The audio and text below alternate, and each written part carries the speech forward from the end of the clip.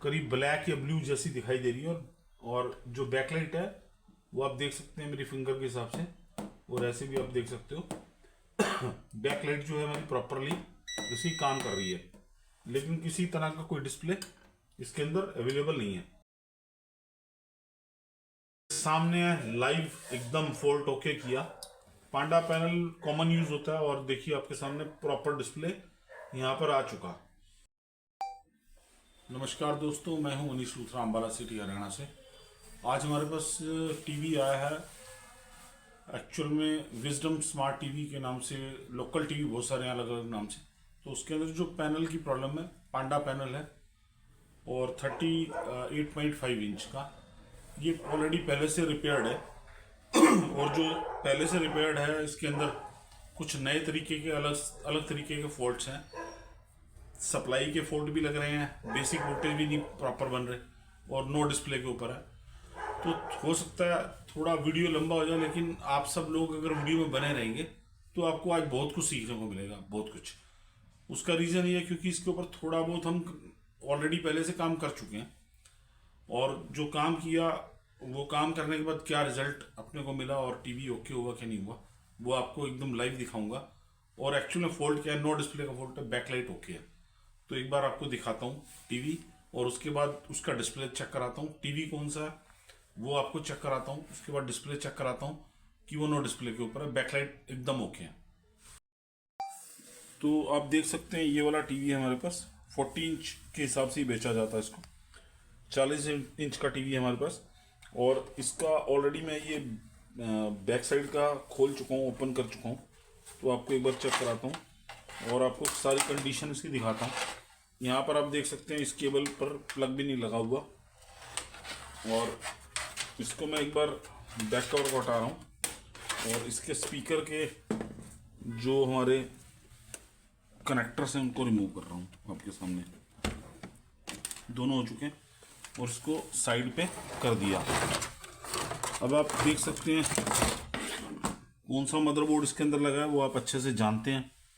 और इसके बाद हम आते हैं, क्योंकि फॉल्ट इसके अंदर जो है, पहले आपको एक बार फॉल्ट चेक कराता हूँ, फिर आपको पैनल दिखाता हूँ। तो अभी मैं सप्लाई इसके अंदर जो है इन कर रहा हूँ, प्लग इन कर दिया मैंने इसको।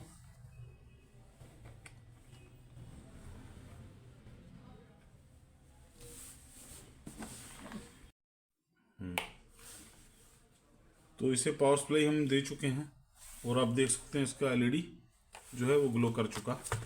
अब इसको स्टैंड बाई से रिलीज करने के लिए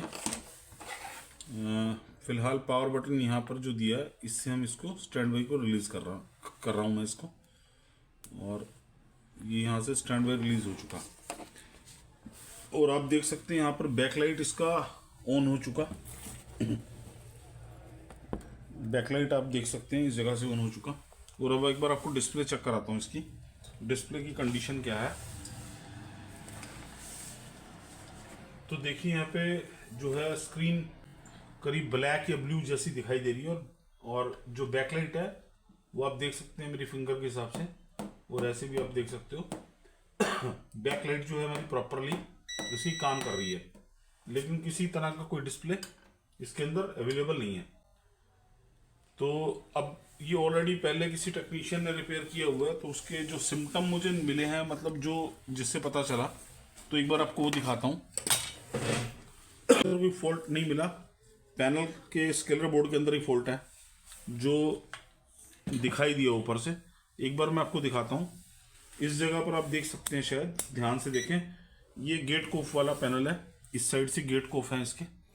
और ये पैनल जो है पांडा पैनल है, सोर्स कोफ इसके अंदर 4 लगे हैं, 1 2, ये आप देख सकते हैं ड्यूल वाला, और एक ये वाला और एक ये वाला। अब आप इसके अंदर जो पहले टेक्नीशियन ने काम किया था, यहाँ पर आप देख पाए शायद, थोड़ा कैमरे को जूम करना, यहाँ एक जंपर ऑलरेडी लगाया हुआ था। जो हमारा ये पांडा पैनल है, ये 4 सोर्स कोफ और गेट कोफ वाला पैनल है। गेट कोफ पर शायद वोल्टेज उन्हें नहीं मिले होंगे, तब जंपर लगाया होगा डिस्प्ले के लिए। तो ये VGH का पॉइंट है हमारा यहाँ पर, और इसके बाद एक सोर्स कोफ 2 और 3, यहाँ पर आप देख पाए शायद, थोड़ा कैमरा इधर करना, और ये 4।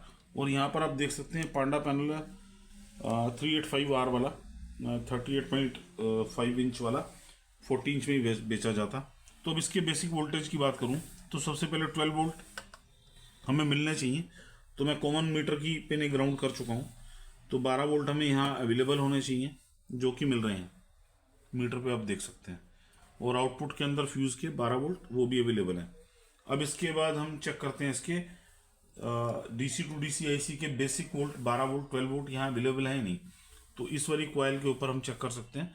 तो आप देख सकते हो 12.1 वोल्ट यहाँ भी अवेलेबल है। इसके बाद अब इस वाली कॉइल के ऊपर हमें 3.3 वोल्ट मिलने चाहिए, जो कि हमारी गामा आईसी और मेमोरी आईसी पर जा रहे हैं।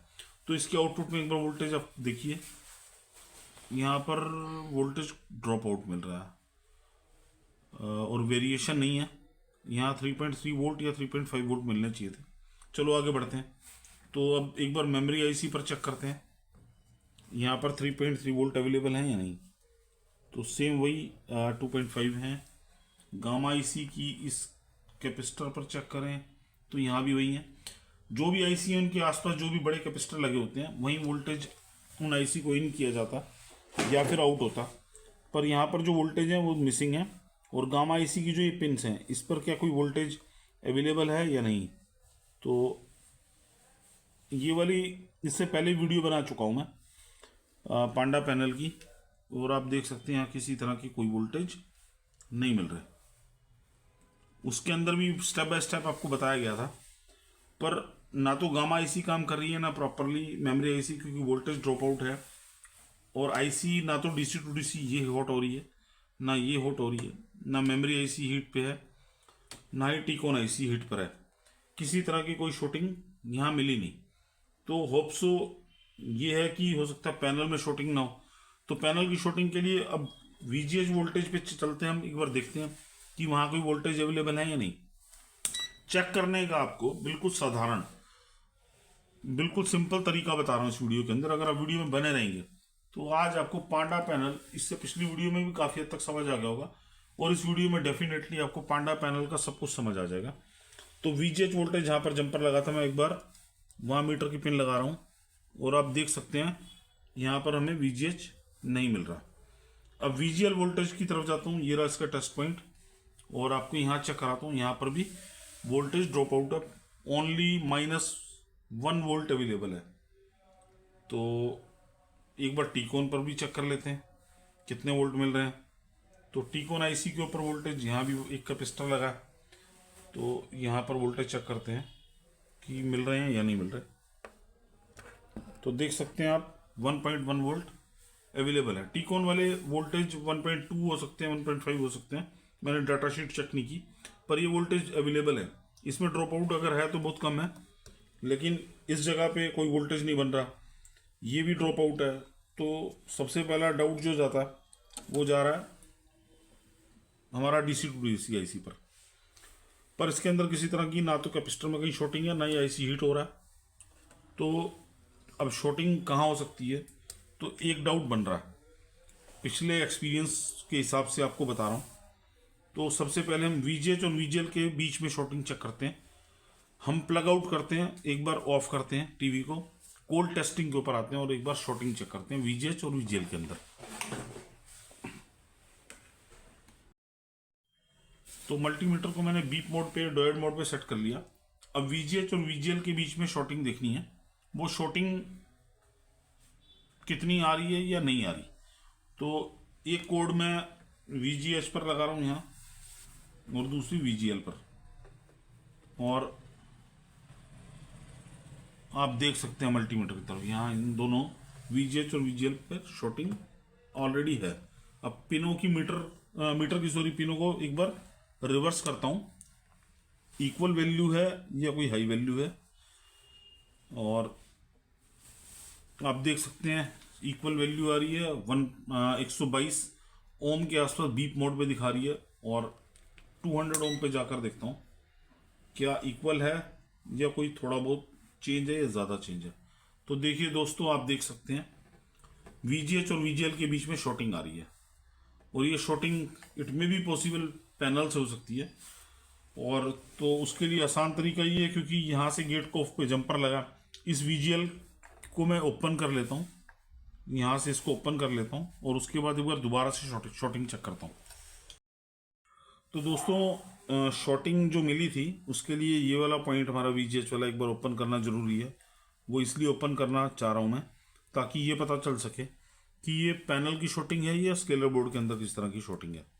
तो इसको मैंने जंपर को हटा दिया और अब आपको एक बार वीजीएच और वीजीएल के बीच में जो 122 ओम का रेजिस्टेंस दिखा रहा था बीप पर भी और रेजिस्टेंस 200 पे भी, उसकी कंडीशन क्या है। तो अब बढ़ते हैं हम अपनी मीटर की तरफ और साथ ही आपको पिनों पे चेक कराता हूँ। अभी बीप पर एक बार और फिर उसके बाद आपको रेजिस्टेंस 200 ओम पे।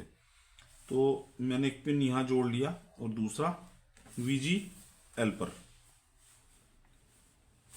तो अभी आप देख सकते हैं दोस्तों यहाँ पर कोई फर्क नहीं पड़ा, शॉर्टिंग सेम की सेम है। इसका मतलब क्लियर है, ये शॉर्टिंग स्केलर बोर्ड में पैनल में नहीं है। अगर पैनल में शॉर्टिंग होती तो मैं ये वाली वायर जो जंपर वायर रिमूव कर चुका, अगर पैनल की शॉर्टिंग होती तो ये यहाँ से शॉर्टिंग रिमूव हो जाती। इसका मतलब स्केलर बोर्ड के अंदर ही शॉर्टिंग है या फिर इधर वाली साइड पे कोफ की शॉर्टिंग हो सकती है। इस कोफ के अंदर शॉर्टिंग के लिए आगे क्या करना है, या फिर VGL वोल्टेज नहीं बन रहे जो VGH के और VGL के बीच में जो शॉर्टिंग आ रही है उसको कैसे सॉर्ट आउट करते हैं वो भी आप देखना।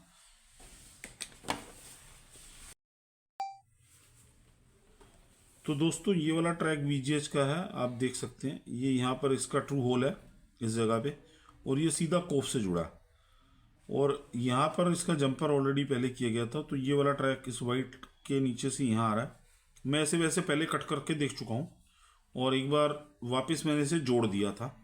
अब एक बार इसको यहाँ से हटा के फिर आपको चेक कराता हूँ। अगर इतने में काम बन जाता है वेल एंड गुड, नहीं तो फिर अदरवाइज हम VGL वाले ट्रैक को सेम इसी तरीके से कट करेंगे। तो अभी इसको एक बार यहाँ से जो मैंने इस जगह से वापस सोल्ड कर दिया था कट करने के बाद आपको दिखाने के लिए, तो इसे वापस हटा रहा हूँ।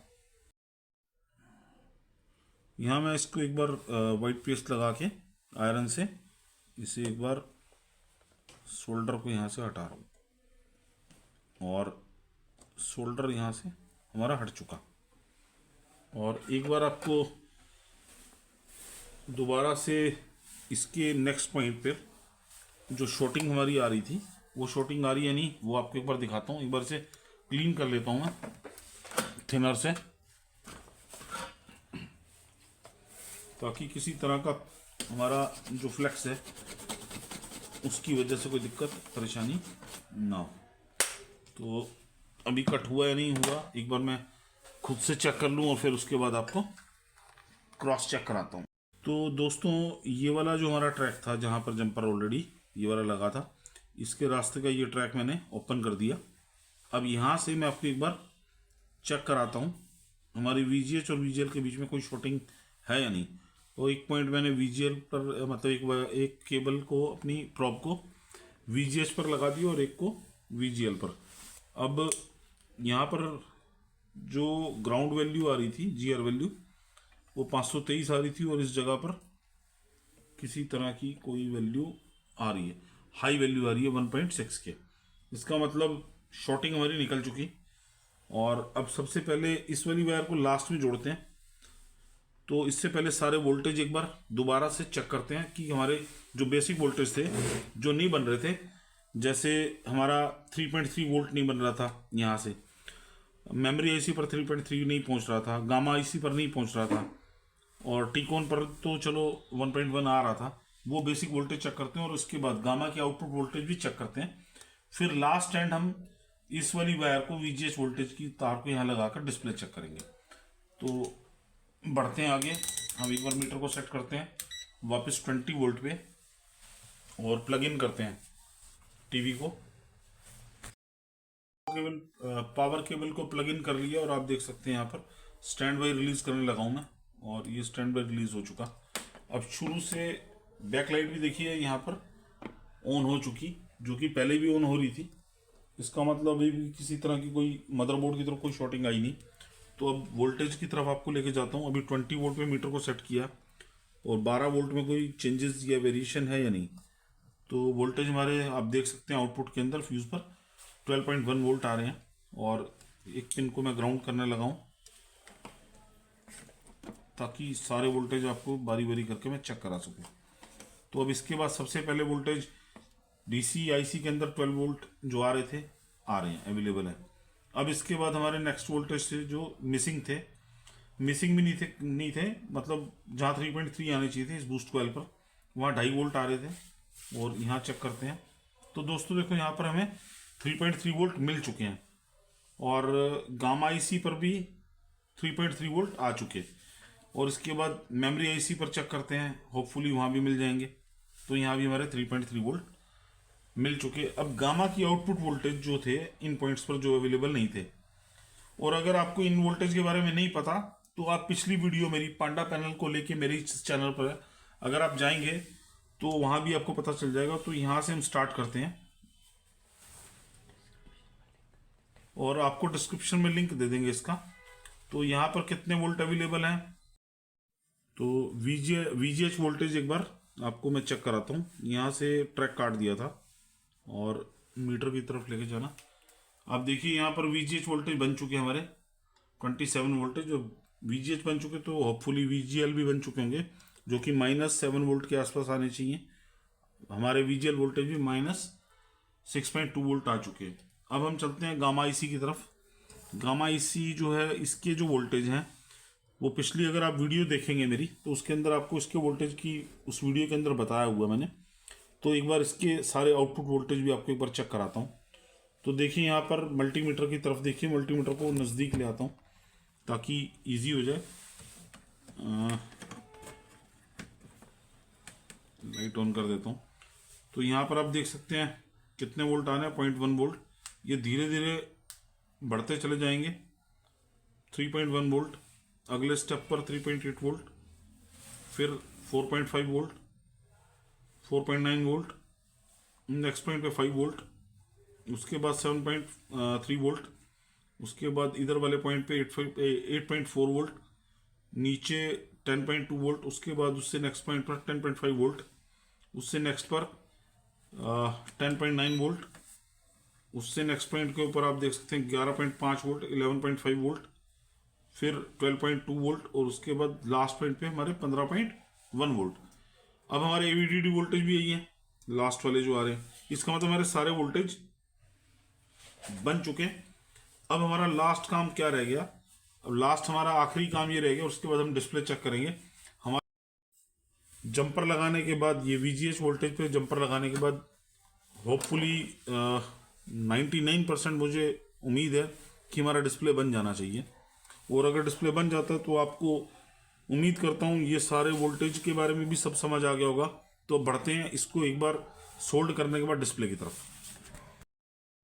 मैं समझ सकता हूँ कि वीडियो लंबा हो गया, लेकिन आपको सीखने को आज बहुत कुछ मिलेगा। रिजल्ट क्या आता है वो मुझे भी नहीं पता, और वीडियो से आपको सीखने को बहुत कुछ मिला होगा। तो हमारा एक ट्रेनिंग इंस्टीट्यूट है लूथरा इंस्टीट्यूट के नाम से, आप चैनल पर जाके देख सकते हैं। हमारे यहाँ कोर्सेज चलते हैं एलईडी टीवी और मोबाइल रिपेयरिंग के, रेगुलर ऑनलाइन ऑफलाइन दोनों तरीके से चलते हैं। तो अगर आप चैनल पर नए हैं तो चैनल को सब्सक्राइब जरूर कीजिए, और अगर आप पहले से चैनल पर हैं तो वीडियो को लाइक और शेयर जरूर कीजिए। अब बढ़ते हैं हम अपना सोल्ड, इस पॉइंट को सोल्ड करने के बाद डिस्प्ले की तरफ। आपके सामने मैं यहाँ टीवी का प्लग ऑफ करने के बाद आपको वीजीएच जो हमारा था उसके जंपर को एक बार सोल्ड कर रहा हूँ।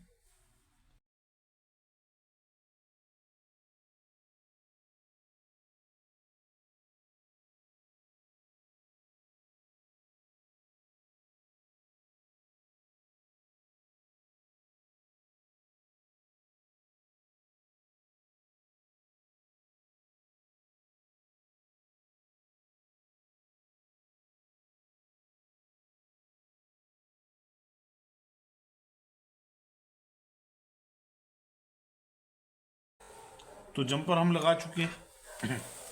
इसे फाइनली टेपिंग वगैरह बाद में करेंगे। एक बार हम बढ़ेंगे डिस्प्ले की तरफ। तो देखिए प्लग इन कर दिया और इसके बाद स्टैंड बाई रिलीज कर रहा हूँ और बैक लाइट की तरफ बढ़ते हैं। बैक लाइट ऑन हो चुकी है हमारी। अब डिस्प्ले की तरफ जाते हैं। उम्मीद करता हूँ डिस्प्ले मिल जाना चाहिए। तो देखिए दोस्तों, आपके सामने लाइव एकदम फॉल्ट ओके किया। पांडा पैनल कॉमन यूज होता है और देखिए आपके सामने प्रॉपर डिस्प्ले यहाँ पर आ चुका और आप देख सकते हैं एवी हमारा अभी मैंने सिग्नल नहीं दिया ऐसे डिश टीवी से, पर प्रॉपर आ चुका है। एक बार नो सिग्नल आप देख सकते हैं। तो थैंक्स अलॉट दोस्तों, अभी तक अगर आप वीडियो पर बने रहे और अगर आपको कुछ भी सीखने को मिला, अगर आपको कुछ भी सीखने को अगर मिला है और कुछ भी सीख पाए, तो आपसे इतना जरूर चाहूँगा कि आप मेरे इस चैनल को अगर नए हैं तो सब्सक्राइब कीजिए और अगर पहले से इस चैनल के ऊपर है तो वीडियो को लाइक और शेयर कीजिए, ज़्यादा से ज़्यादा शेयर कीजिए और ज़्यादा से ज़्यादा कमेंट कीजिए। तो थैंक्स अलॉट दोस्तों, आज के लिए इतना ही था। जय हिंद।